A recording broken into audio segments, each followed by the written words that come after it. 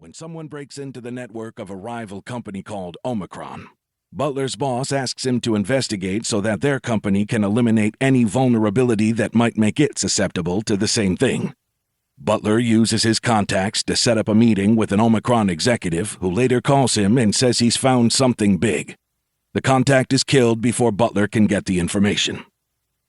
In part to battle his own demons, Butler pursues one of the Cap'n hybrids he thinks he's been seeing and finally confronts them.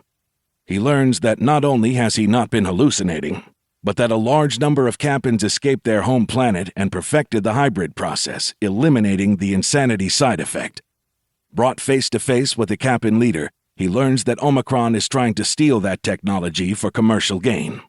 Butler teams up with the Cap'ns to try to put a stop to it.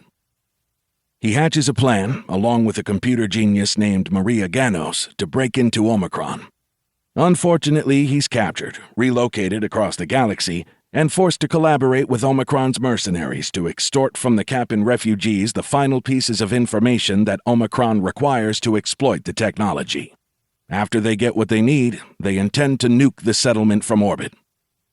Following a battle on the surface, Butler kills the leader from Omicron and makes his escape back into orbit.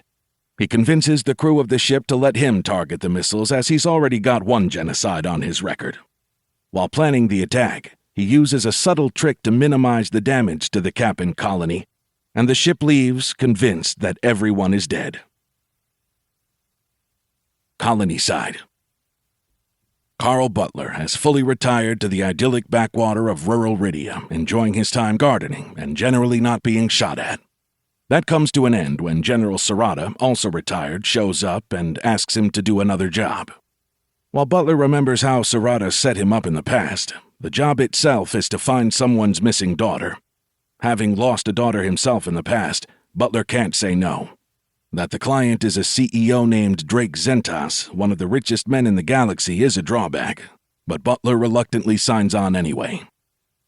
Butler, along with Mac, Ganos, and a captain named Fader, arrives at the mostly undeveloped colony in the jungle on the planet Ikasis, where he finds an understaffed military, an incompetent governor, and a corporation called Caliber running roughshod over both.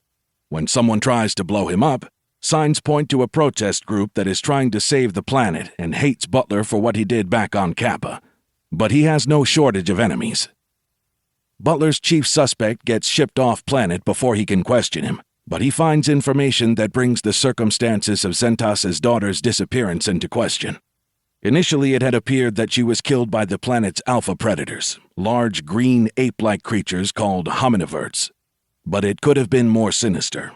Someone at Caliber has found a way to control the animals and drive them into a rage, causing them to kill. As Butler works to get to the bottom of the mystery, a sting operation goes sideways and he's captured and taken to an underground facility. There, Caliber is scheming to have hominiverts overrun the entire colony, an excuse to allow Caliber to exterminate them, which is illegal, especially after Butler's genocide of the Cap'ns, and move on to full-scale mining operations. Caliber forces Butler into service, and he fights against the raging beasts using an army of killer drones before turning the tables on Caliber and stopping the hominivert attack. Realizing what he's done, Zentas tries to execute Butler, but Butler escapes, subjecting himself to the hostile atmosphere of Ikasis in the process. Mac leads the cavalry to the rescue, and Butler exposes Caliber for their crimes. Chapter 1. Retirement is great. I say this because when you begin to contemplate it, there is no end to the line of people who want to tell you otherwise. You'll be bored, they'll say. You'll wish you were still working so you'll have a purpose, so that you'll have people to talk to.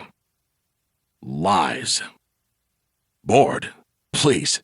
There are an infinite number of entertainment options available, streaming to any number of possible devices, and more books than one could ever possibly read. So many books. There are endless places in the galaxy for travel, though being the recluse that I am, that thought isn't particularly appealing to me. And people. I can live without them.